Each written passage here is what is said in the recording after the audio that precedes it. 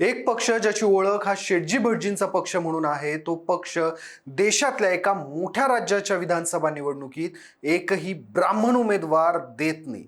तो पक्ष एकटाच नाही, तर गंमत म्हणजे त्या निवडणुकीत लढणारे बहुतांश मोठे पक्ष एकही ब्राह्मण उमेदवार रिंगणात उतरवत नाहीत.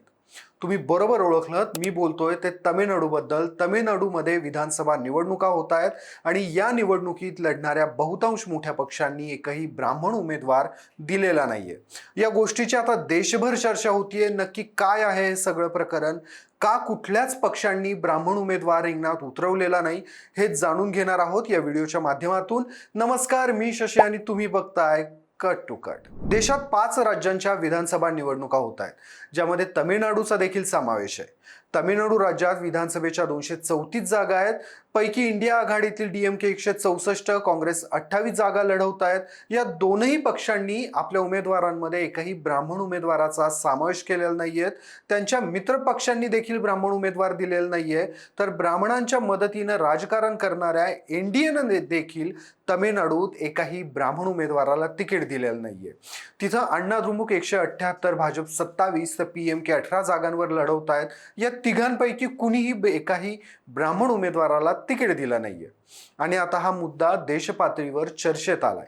द्रविड पक्षांबाबत एक वेळ समजून घेता येईल, कारण त्यांची ओळख ही द्रविडी अस्मिता आणि ब्राह्मणवाद विरोधाची आहे. पण जातीय अस्मिता आणि धार्मिक ध्रुवीकरणासाठी ओळखल्या जाणाऱ्या भाजपनं देखील या निवडणुकीत 27 उमेदवार उतरवलेत. मात्र पैकी एकही ब्राह्मण उमेदवार त्यांनी विधानसभेसाठी दिलेला नाहीये. आज संपूर्ण राज्यात मोठे पक्ष एकही ब्राह्मण उमेदवार का देत नाहीत, याची मुळं ही आपल्याला तमिळनाडूच्या द्रविड चळवळीत सापडतात. उत्तरेकडील राज्य आणि दक्षिणेकडील राज्य यांच्यामधील सगळ्यात मोठा फरक म्हणजे जातीय विषमतेविरोधात झालेला एल्गार. आणि त्यातही तमिळनाडू हे अग्रेसर आहे. त्याचं कारण म्हणजे तिथं झालेली द्रविड चळवळ, आणि या चळवळीचे जनक पेरियार ईव्ही रामस्वामी हे मूळचे तमिळ होते. खरं आजवरचा इतिहास पाहिला तर आजपर्यंत तमिळनाडूच्या राजकीय इतिहासात फक्त एकच ब्राह्मण मुख्यमंत्री झालाय, आणि ते म्हणजे स्वर्गीय जयललिता. आणि जयललिता यांचा सर्वात मोठा प्लस पॉइंट मानला जातो तो म्हणजे तमिळनाडूत द्रविड चळवळीनंतर देखील अय्यंगार कुटुंबात जन्माला येऊन त्यांनी तमिळनाडूचं मुख्यमंत्रीपद हे अनेकदा भूषवलं. त्या कार्यरत असतानाच तमिळनाडूमधील ब्राह्मण समाज हा जयललिता यांच्यामुळेच अण्णा द्रमुक पक्षासोबत राहिला होता. जयललिता यांच्यानंतर आजतागायत तरी कोणताच ब्राह्मण समाजाचा व्यक्ती हा तमिळनाडूमध्ये इतक्या मोठ्या राजकीय पदावर पोहोचलेला नाहीये. स्वतः जयललिता या ब्राह्मण समाजातून, त्यातही अय्यंगार ब्राह्मण समाजातून येत असल्यामुळे तमिळ ब्राह्मण समाज हा त्यांच्याकडे झुकलेला होता. आपल्या कार्यकाळात त्यामुळेच जयललिता यांनी ब्राह्मण उमेदवार देखील दिले होते. पण जयललिता यांच्या निधनानंतर अण्णा द्रमुक पक्षाकडे असलेला ब्राह्मण समाजाचा ओढा हा भाजपकडे झुकला, आणि त्यामुळेच ब्राह्मण समाजातून उमेदवार द्यायला अण्णा द्रमुकला तितकं स्वारस्य राहिलं नाही असं म्हणता येईल. सध्याचा तमिळनाडूमधील सत्तेतला पक्ष म्हणजे डीएमके, द्रविड मुन्नेत्र कळघम, हा आज घडीला तमिळनाडूमध्ये सर्वात मोठा प्रादेशिक पक्ष तर आहेत, सोबतच सर्वात प्रभावशाली देखील आहे.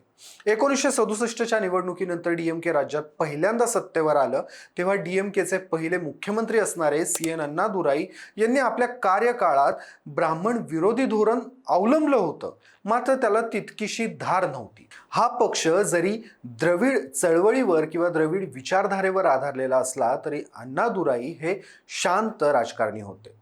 त्यानंतर डीएमकेचे सर्वेसर्वा झालेला करुणानिधी यांनी मात्र कट्टर द्रविडी धोरण अवलंबायला सुरुवात केली, ज्यामुळे तमिळनाडूच्या राजकीय पटलावर आणि प्रशासकीय पटलावर ब्राह्मण समाजाची मक्तेदारी संपुष्टात आली.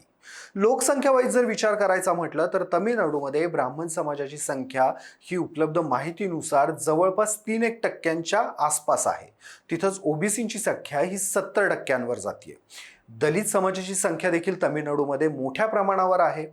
इतर राज्यांचा आणि तमिळनाडूचा जर तौनिक अभ्यास केला तर स्पेशली उत्तर भारतीय राज्यांचा आणि तमिळनाडूचा आपण जर अभ्यास केला तर ब्राह्मण समाजाची जातनिहाय लोकसंख्या कितीही कमी असली तरी राज्याच्या राजकीय पटलावर किंवा प्रशासकीय पटलावर त्यांचं वर्चस्व हे मोठ्या प्रमाणात राहिलंय.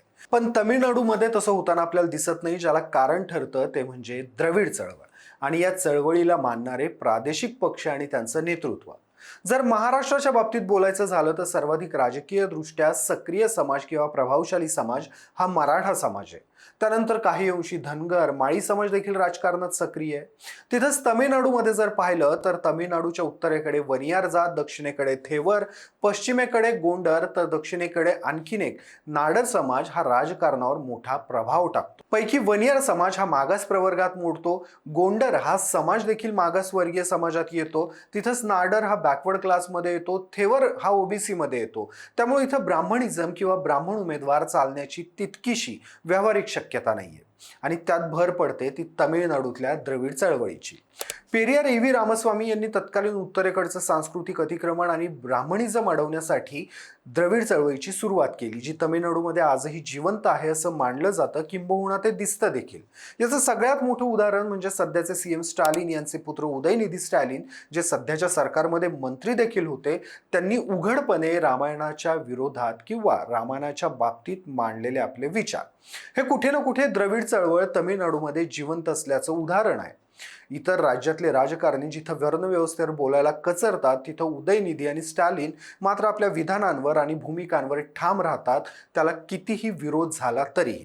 बहुतांश वेळा आपण इतर राज्यांमध्ये जर पाहिलं तर त्या राज्यांमध्ये सर्वाधिक प्रभावशाली समाज हा त्या राज्यातली सर्वाधिक लोकसंख्या असणारा समाज असतो किंवा सवर्ण समाज म्हणजे ब्राह्मण समाज असतो. पण तामिळनाडूचे मुख्यमंत्री स्टॅलिन हे ईसाई वेलूर समाजातून येतात आणि गंमत माहितीये का, या जातीची लोकसंख्या ही तामिळनाडूमध्ये अत्यंत कमी आहे. उपलब्ध माहितीनुसार या जातीची लोकसंख्या तामिळनाडूच्या ओव्हरऑल लोकसंख्येमध्ये 2% देखील नाहीये. तरीही करुणानिधीनंतर स्टॅलिन आणि स्टॅलिन नंतर उदयनिधी अशा 3 पिढ्या राज्याच्या राजकारणात प्रमुख चेहरा राहिल्यात. कुठे ना कुठे हे देखील द्रविड चळवळीचं यश आहे. आपल्या कार्यकाळात करुणानिधी हे कट्टर द्रविडियन राहिले. त्यांनी पेरियारांचं काम जवळून पाहिलेलं होतं, पण त्यांचा मुलगा स्टॅलिन हा वडिलांच्या देखील पुढे होता. आपल्या कार्यकाळात त्यांनी तामिळनाडूच्या मंदिरांमध्ये ब्राह्मण समाजाची मक्तेदारी मोडण्यासाठी दलित तथा ओबीसी समाजातील लोकांना पुजारी पदासाठी गरजेचं असणारं शास्त्रशुद्ध प्रशिक्षण देऊन त्यांची मंदिरांमध्ये पुजारी म्हणून नियुक्ती केली, ज्याला ब्राह्मणांकडून तामिळनाडूमध्ये मोठा विरोधही झाला. पण स्टॅलिन आपल्या भूमिकेवर ठाम राहिले, कारण इथं ब्राह्मणांना विरोध केल्यानं स्टॅलिन यांच्या राजकीय भविष्यावर कुठलाच परिणाम होणार नव्हता आणि म्हणूनच इथं या पक्षांकडून देखील ब्राह्मण उमेदवार दिला गेला नाहीये. अण्णा द्रमुक आणि डीएमके या दोनही प्रमुख प्रादेशिक पक्षांची भूमिका किंवा इतिहास आपण थोडक्यात पाहिला. पण आता भाजप ब्राह्मण उमेदवार का देत नाहीये ते सुद्धा समजून घेऊयात. मुळातच तामिळनाडूमध्ये ब्राह्मण लोकसंख्या ही अत्यंत कमी आहे. त्यात द्रविड चळवळ ही जिवंत मानली जाते. त्यामुळे आपला उच्चवर्णीयांचा पक्ष हा चेहरा तामिळनाडूमध्ये चालणार नाही याची जाणीव भाजपला झाली आहे. म्हणूनच सुरुवातीला फक्त 27 जागांवर ते उमेदवार उभे करतायत आणि त्यातही ओबीसी आणि दलितांपर्यंत पोहोचून त्या समाजातले उमेदवार रिंगणात उतरवून आपला चेहरा तामिळनाडूमध्ये बदलण्याचा किंवा सवर्णांचा पक्ष ही ओळख तामिळनाडूमध्ये पुसून दलित किंवा इतर मागासवर्गीयांचा पक्ष म्हणून आपली प्रतिमा रुजवण्याचा प्रयत्न भाजप करत आहे.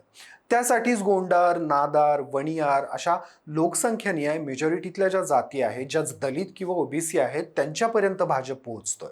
त्यांना सांगण्याचा प्रयत्न केला जातोय की भाजप हा तुमचाच पक्ष आहे. भाजपकडून ज्या पद्धतीनं तामिळनाडूमध्ये सध्या राजकारण होतंय किंवा तामिळनाडूचा जो राजकीय इतिहास आहे, त्या सगळ्यांवरून आपल्याला एक गोष्ट लक्षात येते की देशभरात इतरत्र जिथं भाजपला सवर्णांचा पक्ष म्हणून ओळखलं जातं, इव्हन भाजपही स्वतःला तसं प्रमोट करतं, तिथंच तामिळनाडूमध्ये मात्र भाजप बॅकफूटवर आलंय आणि स्वतःला ओबीसी आणि दलितांचा पक्ष म्हणून प्रमोट करण्याचा प्रयत्न करत आहे. भाजपच्या या प्रयत्नांना किती यश येईल हे येणाऱ्या काळात समजेलच. तोपर्यंत या व्हिडिओबद्दल तुम्हाला काय वाटतं? तामिळनाडूमध्ये कोणाची सत्ता येईल? तामिळनाडूमध्ये पुन्हा एकदा द्रविड पक्ष सत्तेत येतील की भाजपचा तामिळनाडूच्या राजकीय पटलावर प्रवेश होईल? मला कमेंट करून नक्की सांगा. व्हिडिओ आवडला असल्यास व्हिडिओला लाईक करा, शेअर करा आणि कट टू कटला सबस्क्राईब करायला विसरू नका.